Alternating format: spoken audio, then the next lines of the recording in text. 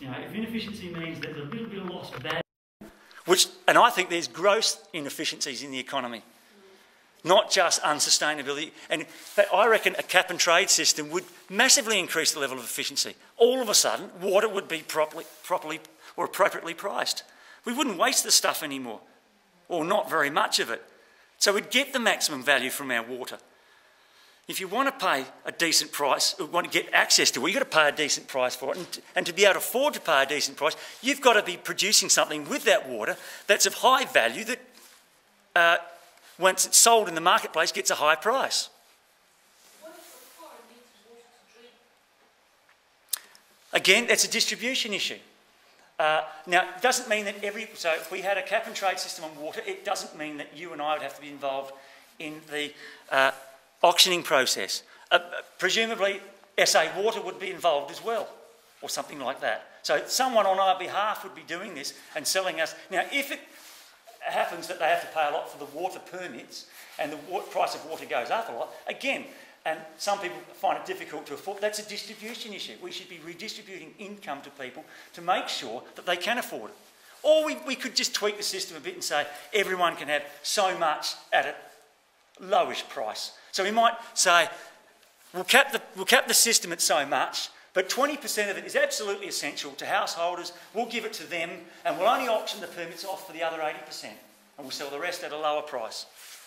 So everyone can afford the basic amount of water that they need. Now, sorry. Yes, I have, basically. I mean, I could go through some of these other things, but I probably won't. Oh, sorry. Now, no, I think this fellow here was... Sorry. Yeah, sorry. No, the fellow in the green shirt? All right.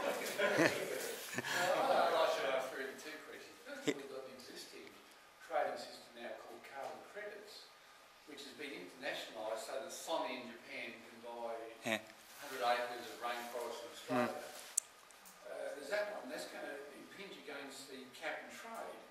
The other thing about cap and trade I wanted to raise, it's got to be internationalised with consistent caps and trading around the world. Otherwise, what happens when a coal company in Queensland exports coal to China, where the carbon dioxide is created in China, not Australia, versus exporting it to some Sydney power station whereby the carbon dioxide is created there?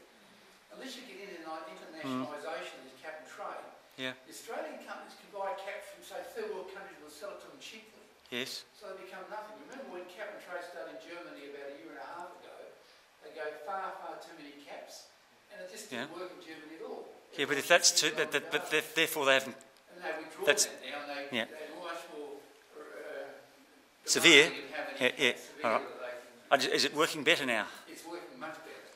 But they got it wrong. Well, that's not a problem of the system, but the calculation of the cap. But no, you make a good point. Yeah. Well, I guess in terms of the Murray-Darling Basin, it's irrelevant. So that's the international aspect of. Relevant for intra-Australian. Yes. Okay. Well, yeah. Things like carbon permits. Yes. No. In terms of cap and trade, in terms of carbon permits, a carbon trading system, it would have to be international. Ideally, it would be international.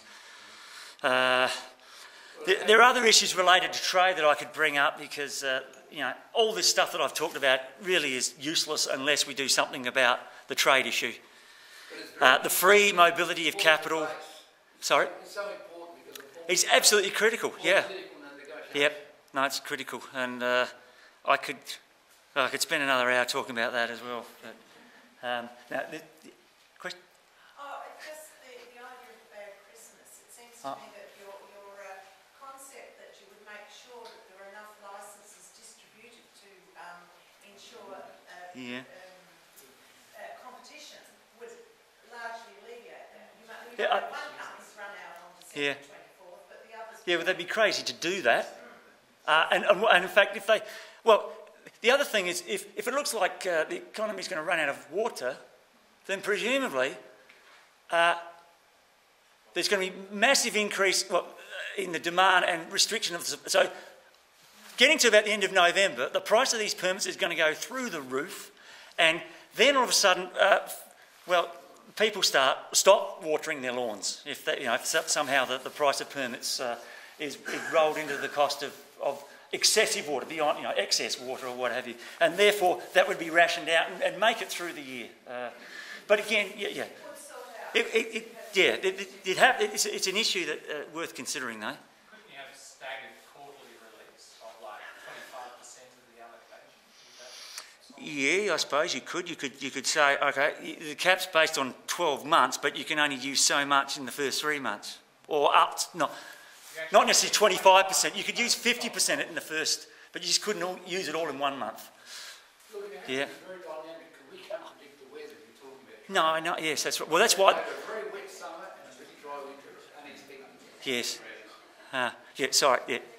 I think it needs to be said that the analysis you've given of economic growth is underpinned by a political system. Absolutely. Which requires great inequalities in the distribution of power.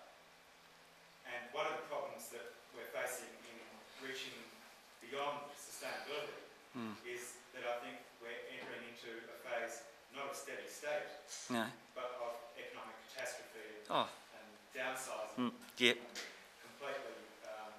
chaotic and adverse ways. How does your economics deal with the politics? Well, it doesn't.